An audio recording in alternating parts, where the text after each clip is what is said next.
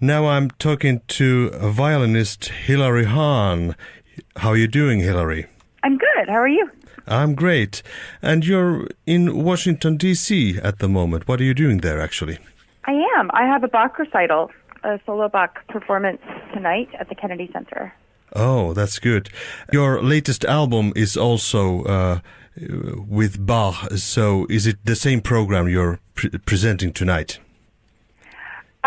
It's kind of the same program. I'm doing two of the pieces. I'm doing Sonata Number 1 and Partita Number 1, which are on the album, and I'm also doing Partita Number 2. All right. Which is from my first album. Yeah. And your latest Bach album has been received really well around the world. How do you feel about that? It's very exciting. I have been waiting for a while to make this record. I made the first one, which is half of the 6 pieces. I did the first 3, or the second 3 rather, when I was 17. That record came out.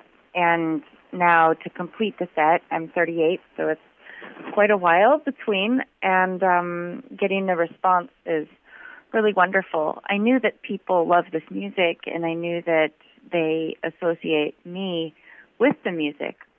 It's still very, very nice to have it received so positively.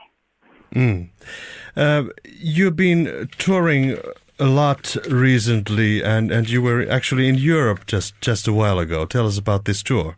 Yeah, I was in Europe. I actually am doing a residency with Radio France, and so my season started with Mikko Frank and with the orchestra of Radio France, and we did Sibelius.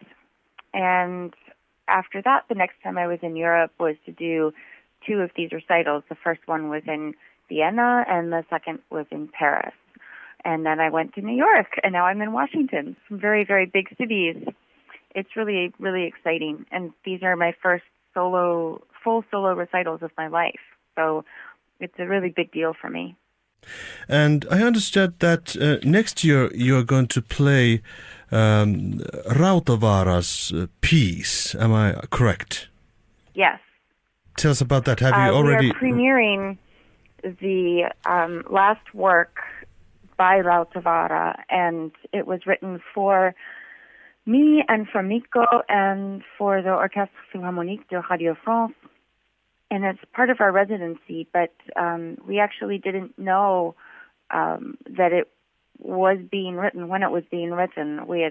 Mikko had talked to Maestro Rautavaara, but didn't know that he was working on it.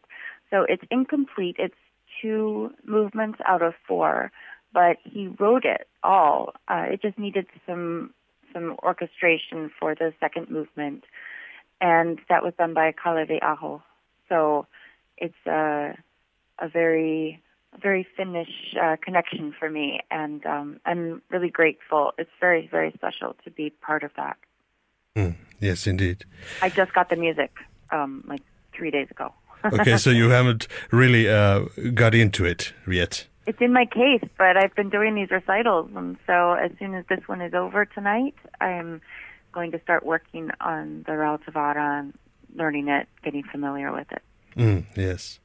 You started your violin playing really young. You were 3 years old, and you played with the Suzuki method back then.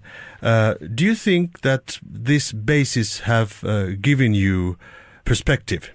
Well, with Suzuki, it was a perfect start for me because I got to do group classes and private lessons, individual lessons every week.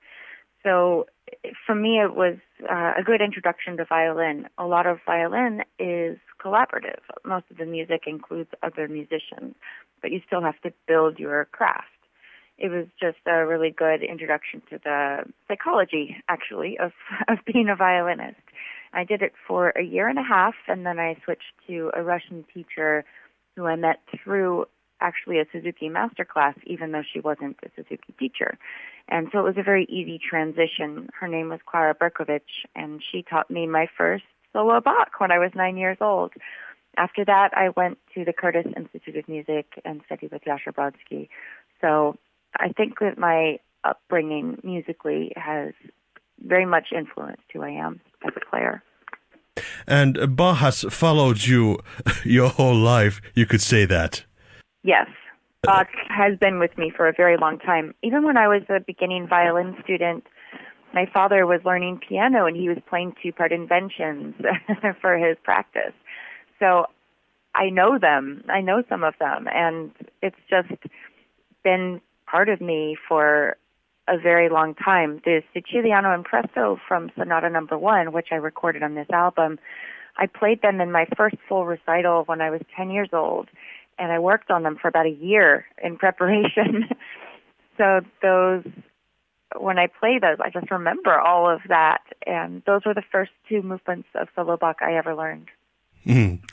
I remember talking to one pianist a while ago, and she told that she likes Bach because the way it feels in her hands. I mean, she felt that it was physically, it fitted her. What do you think about physical side of playing Bach?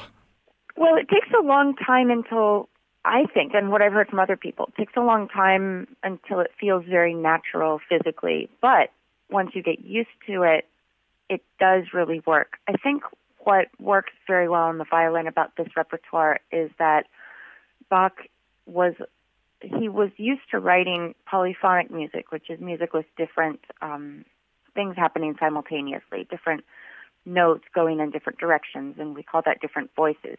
So the violin has 4 strings. If you imagine a choir with 4 voices, there's soprano, alto, tenor, bass.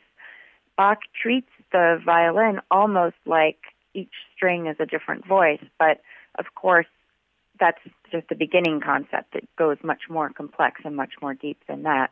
And there are many different ways he does this polyphony idea. So he actually treats the violin to its full potential for both a melodic and a harmonic instrument. He also uses rhythm very well on the violin so that you can almost be a full band in a way on one instrument.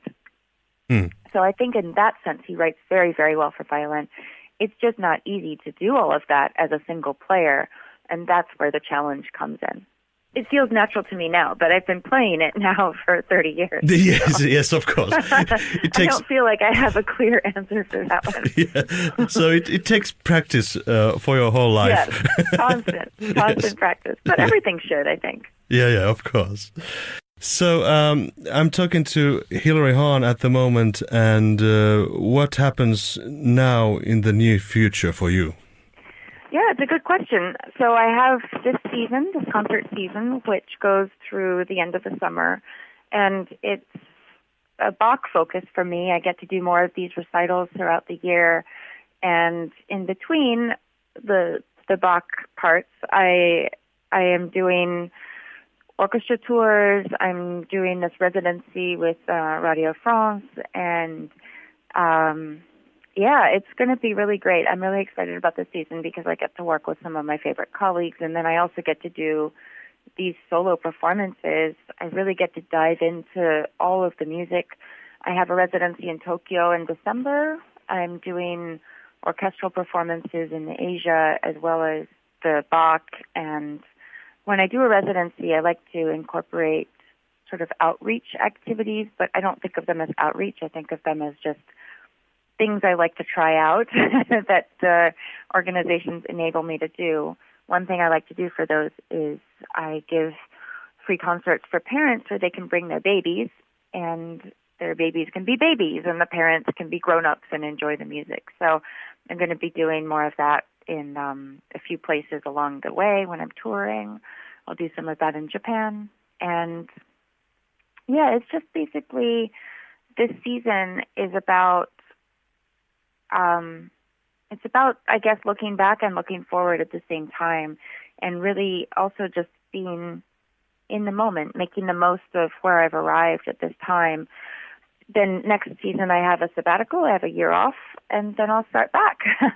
So we'll see. Next year I turn 40, and then I start back after I am 40 for a few months. And so then it's not a big deal to turn 40, but it's an interesting point in my life.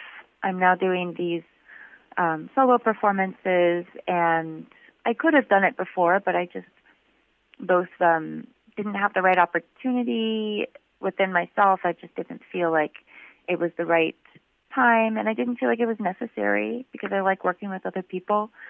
But I've learned a lot in just 3 so far, so I think that by the end of this year, I will have an even stronger perspective on all of that.